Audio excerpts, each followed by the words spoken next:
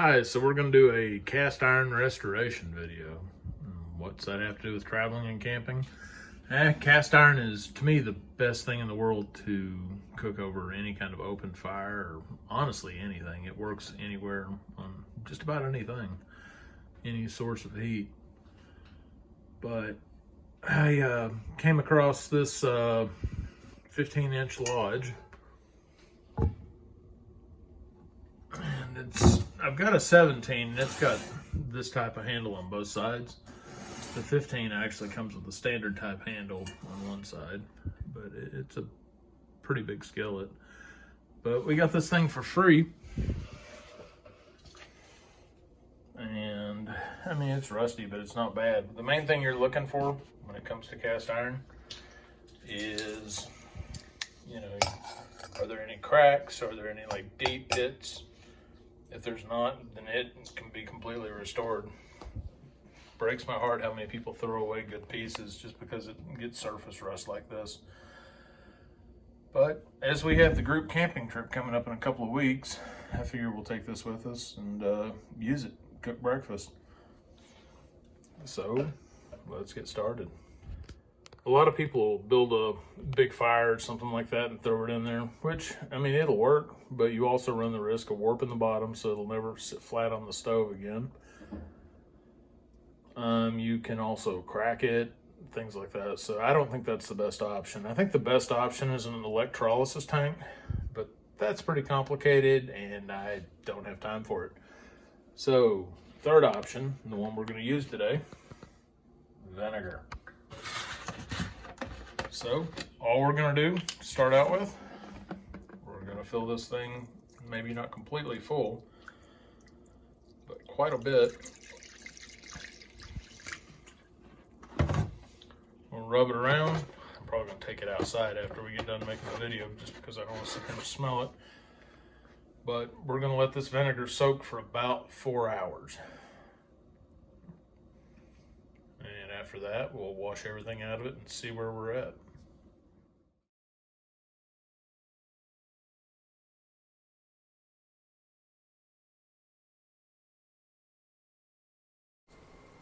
After letting it sit for a while, I went ahead and diluted it all the way to the top with water.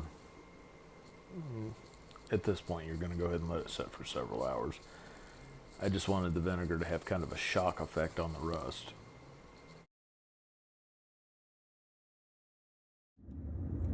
So I've given it a couple hours and here we are. You just want to keep an eye on it because the vinegar is, it does what it's supposed to do, and eventually it'll start pitting into the metal, and we don't want that. Now, ideally, you'd put the whole skillet down into a tank or a big plastic bin or something like that to try to do all sides, but I'm not really worried about that. As long as I can do the cooking surface, I'm good. The rest of this stuff, all I have to do really is just put some oil on there, rub it in real good, and then cook over a campfire, and it'll burn all that crap off of there. So the cooking surface is what we're concerned about. The rest of it will take care of itself. But like I said, we're about 2 hours in, and I'm going to go ahead and dump this out and see where we're at. So it's better. A lot of this is loose now, you can see. So what I'm going to do is I'm going to take a Brillo pad. That's the next step here.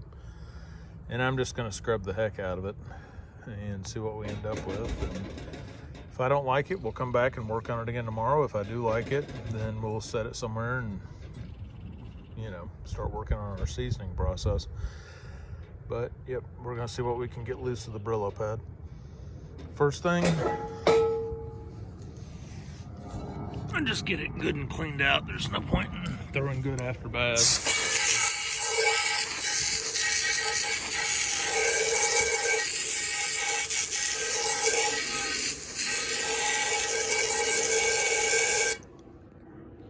It's already coming loose with just this. And now with just a little bit of water in here, we're just going to put some elbow grease into it and see where we end up. Well, I went ahead and gave the back side a good scrub. Like I said, that's about all I'm going to do with it. Once I season it and we start cooking over a fire, not putting it in a fire, but over a fire, that part will be fine. on the inside. Boy, doesn't it look yummy? All this nice slurry. But I'm gonna scrub just a little bit more and we'll see where we're at. All right, so let's give everything another good rinse and see what we've ended up with.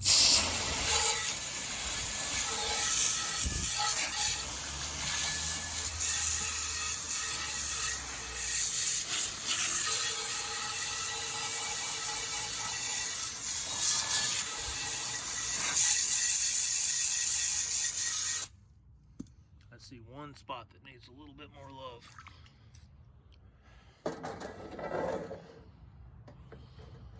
This guy right here. I don't think that'll take much to get out.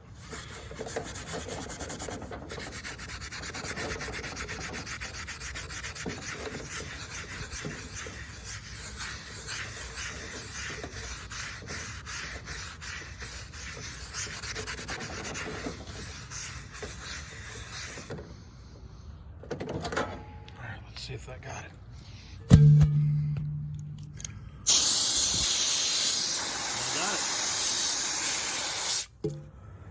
All right, well, the rust is gone. The seasoning is too, but that's just fine. I'm gonna take care of that. Even the outside doesn't look too bad, and it really didn't get the vinegar soak. That was simply just a Brillo pad. But I'm gonna take it inside. I'm gonna throw it on the stove for just a couple of minutes so that it is thoroughly dry. And then we will start on the seasoning process tomorrow.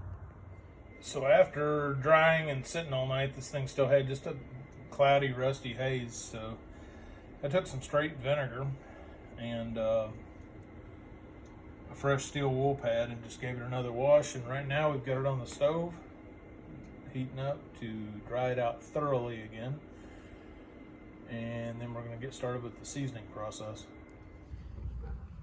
All right, here's a pretty important part of the process, deciding which oil you're going to use, or grease, or whatever you're going to use to season your skillet. I prefer grapeseed oil. You can get it at Aldi pretty cheap. I think the very best is probably flaxseed oil. You know, your great granny, when she did hers, I promise you she is either lard or shortening. And using shortening will definitely get you that shiny black color that everybody desires so much. Grapeseed oil is used by higher end companies like Field, for instance. Go look them up sometime. Field Skillet. They make beautiful stuff, but it comes at a beautiful price. When you use grapeseed oil, it sometimes has a bit of a copper hue to it at first, which will darken over time as you use your skillet. But anyway, you pick what you want, but the main objective of what we're trying to do here is to take the oil beyond its smoke point for a certain amount of time. And grape seeds is 421, so we're going to go with about 450 and do it for an hour.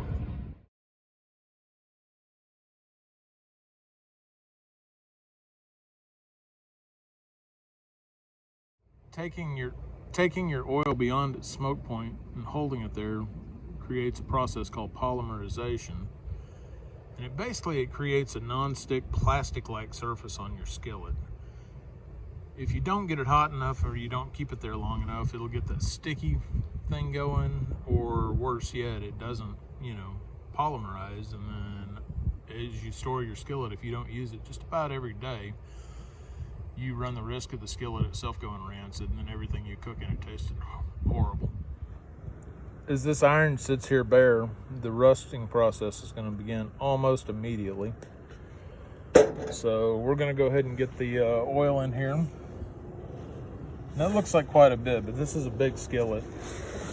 We're going to spread it around. What we want is just a thin coat over everything. We don't want too thick. Like I said, this looks like a lot, but by the time we spread this over the entire skillet, it's going to be a pretty thin coat.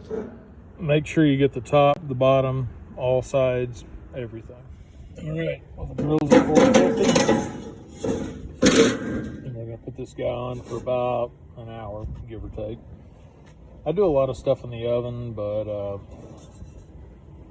this thing is big enough it's going to smoke a lot, so I'd rather do it outside on the grill. Well, it's starting to get dark. this is after our first run. Of course, it's awful hot even with the pot holder. Looking pretty good.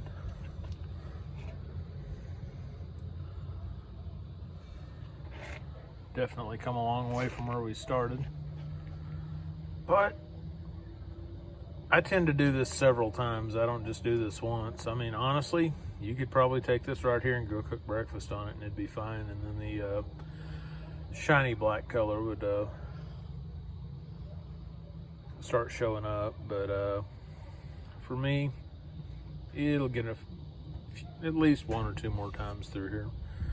But for tonight, we're just gonna let it cool and I'll get back to you. All right, well, we're out here the next day. This is our result from last night. This part's looking pretty good, but you can see where this is flaking off. It got a little bit too hot, to say the least.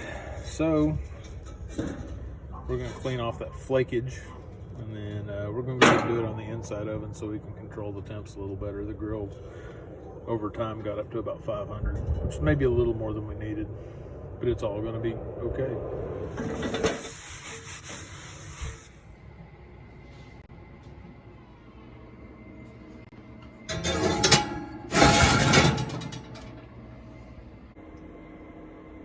Okay, well, we've done another round. Let it cool overnight. It's getting there. It's definitely getting there. Backside looks great. But I think I'll give it 1 more. And maybe 2. We'll see how it goes. But yeah, coming along good. Like I've said before, I could totally use this right now. Let's say if I had just fried some potatoes in it or something, it would be shiny and black and look beautiful. But I want a real good seasoning. That way I don't have to worry about it. That way I can just drop an egg in here and not think twice. So yeah, later today we'll get back to it and do another coat. Well, we did 1 more coat, and here's your before shot, and this right here is your after. I think it looks pretty good.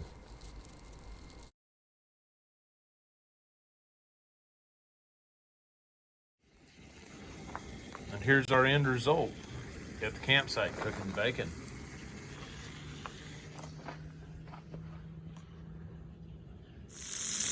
Frying potatoes. And cooking sausage. Well, thanks for watching, and as you see, this process isn't that hard. Please like, share, and subscribe, and thank you very much.